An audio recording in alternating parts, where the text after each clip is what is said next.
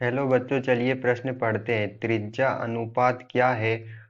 ठोस में घटकों की उपसंयोजन संख्या त्रिज्या अनुपात पर कैसे प्रभाव डालती है? चलिए अब हम प्रश्न की मुख्य अवधारणा की बात कर लेते हैं। तो यहाँ पर हमारे प्रश्न की मुख्य अवधारणा होगी धनायन तथा ऋण आयन।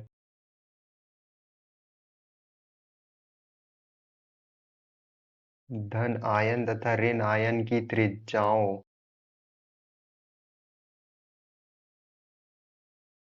के मध्य अनुपात को त्रिज्या अनुपात कहते हैं। त्रिज्या अनुपात कहते हैं।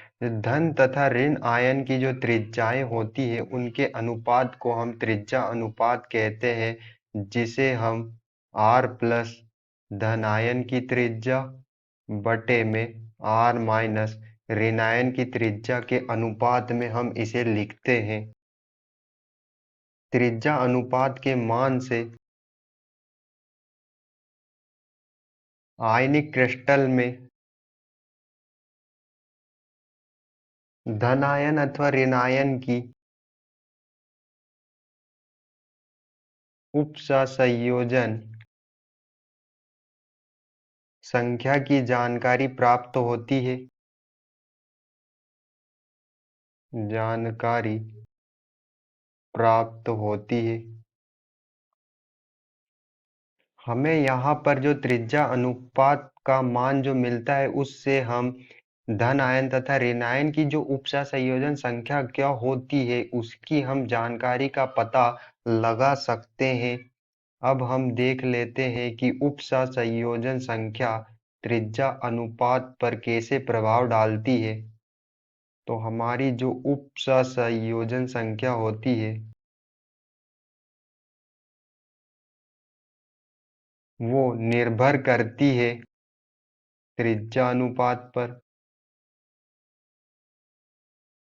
हमारी उपसंयोजन जो संख्या होती है वो निर्भर करती है त्रिज्या अनुपात पर।